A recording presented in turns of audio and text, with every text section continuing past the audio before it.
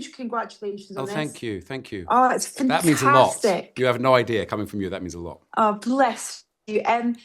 Why was this interesting to you? Because what I love, one of the many things I love about it is this idea of the kind of origins of so many things in the show. Yeah. Particularly that relationship between Sherlock and Moriarty. Do you know what I mean? That's just beautiful and fun thing to play with. What was the interest for you to kind of dive into these characters at this point in their life, I guess? I think for me, look, I'd always been I'd read them as a kid, like a lot of people, and when I got introduced to this project, I think the simple thing is, like, for me, the Conan Doyle Sherlock, he's obviously brilliant, right? But in a strange sort of way, that was the bit that interested me the least. What interested me the most was he's an odd character psychologically. He's quite a loner. He's quite distant. He's quite awkward. You know, he's very introspective. He's very, you know, he's in many, many ways, he's a sort of damaged character, right? Yeah. And so I was just always, I was fascinated by exploring that, like what made him that way, you know? And then the Moriarty thing was, you know, he's only in one book, right? I think Moriarty, he's only in the final problem. And then I think he's mentioned 4 or 5. I may always get that wrong, but I think it's either 4 or 5. But he's become this incredible iconic villain. Right, and he was, and I was like, what, you know, why was he such a, you know, a rival? Why was he such an enemy? And then I started to think this idea of, you know, great friends become great enemies, and I know there is no, in the final problem, there's no, because people say to me, well, they never met, and so my get out of jail theory for that is, well, the story to Final Problem is narrated by Watson, right? And that Sherlock never told Watson he met Moriarty because he didn't want to hurt Watson's feelings. Because if you look at the Watson-Sherlock relationship, it's very unequal. Yeah. Watson's very much Robin. He's not Batman, right? And whereas Moriarty and Sherlock are intellectual equals. So I was like, well, in my head, the way I squared that circle was Sherlock never told Watson because, you know, he was like, I'd go a step further and say that Sherlock was sort of, even in Watson was looking to recreate that relationship that he once had, that great friendship. So that was sort of always interesting to me. And then I know Guy loved Butch Sundance and I love Butch Sundance. So it was like, wouldn't it be cool to tonally have that dynamic between these two incredible intellects, you know? And how was that working with Guy? You know, obviously he's got history with these characters at a different stage. Yeah. But, you know, and how he, you know, his vision and kind of creation of that was extraordinary. How was that kind of working with him on it? And, you know, what was that like for you? Well, I can't be honest, I never worked with him before, and I was in awe of, you know, I was a bit scared actually, if I honest with you, because he's Guy Ritchie and I'm not Guy Ritchie.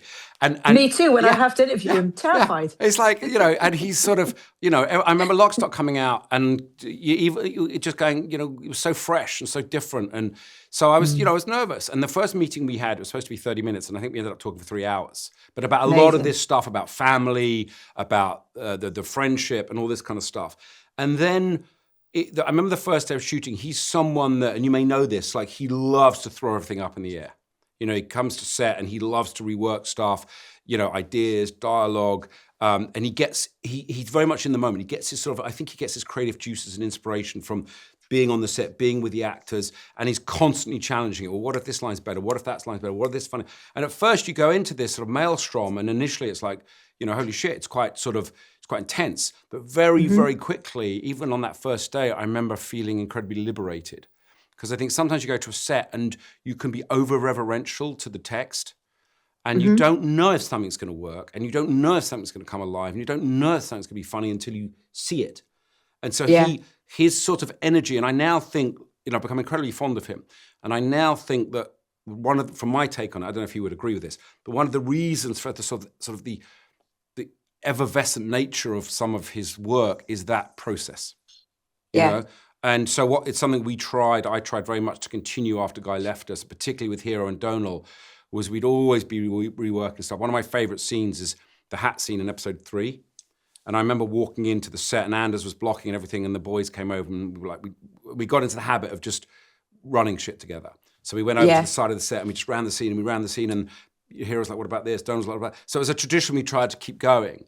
And they're very generous with each other, those guys. And I was very concerned. I didn't want Moriarty to be Robin. I didn't want him to be a sidekick. And Hero sometimes would be, well, you take this line and I'll take this line. So that sort of generosity of spirit, I think, is part of the reason why they have this kind of tick tack, tick tack, tick tack rhythm. Yeah, because they're matched. Their intelligence is extraordinary, and they are kind of so similar almost in a way. Do you know what I mean? And they're so matched. Well, they're two sides of the same coin. I think that's how I see it, and I think that something we explore this season, and if we're lucky enough to go again, even more so next season, is this idea of what makes one of them turn left and one of them turn right in their lives. What makes one of them turn to the dark side and one of them, stay in the light.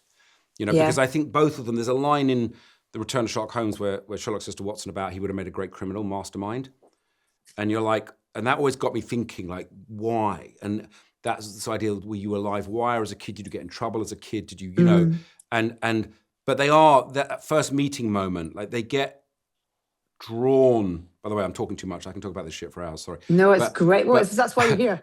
but they're drawn to each other. Like Moriarty sees him.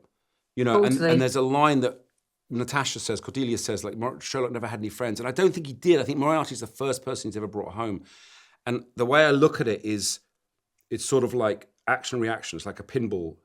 If they hadn't met, and I said this to the boys, I said, I think Moriarty would have gone on to become a professor at Oxford. Yeah. And I think Sherlock, I love the idea that he only became the great detective because he met Moriarty.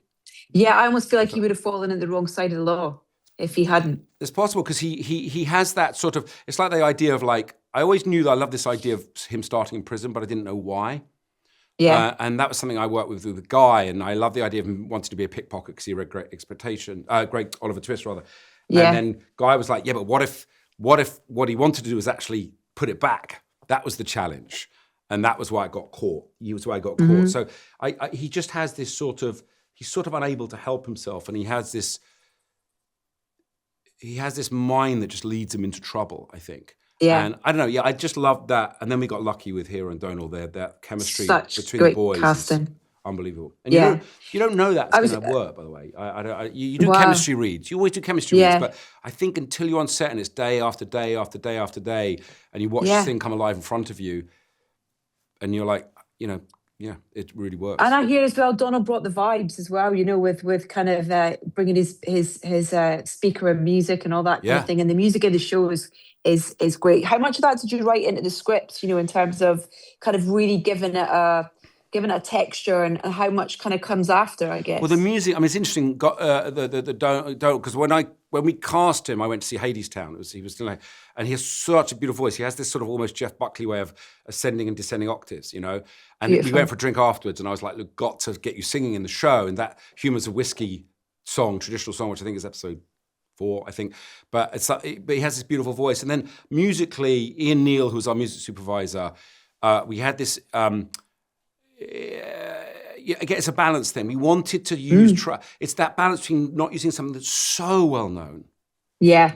We used Lancome, whom I adore. The Unthanks, who my parents in their 90s go and see, and I love the fact we actually put them in the show. And then that sort of folk, but it's folk in a sort of almost contemporary way. Yeah. And so it was really just playing. And then Chris Benstead, who did our score, once he found that sound. And what I love about what he's done is it's using very traditional instruments. It's almost entirely acoustic, but in a way that, I mean, what I love about that score is you could be sitting at a pub and there could be 4 musicians in the corner, and they could play the entire score on 4 instruments. Yeah. There's that scene in episode 1 in the library where there's this accordion, which goes on for like 4 minutes. That's a really hard thing to score. And when Chris delivered that, I was just like, shit, it just, so it was a journey to find it and to find it. And once we started to find it, we knew, Listen, we've run out of time, but sorry. No, don't be silly. It's so brilliant to chat to you about it. And listen, I really hope that we get a kind of deep dive at some point. I'd love to be to able do that. To maybe get Chris involved as well. And we can really talk about the music and stuff as well. And Ian as well. You can talk about that collaboration. But huge congratulations. Bring on series 2, and we'll speak more. I hope. I hope Thanks so much. Lovely to meet you.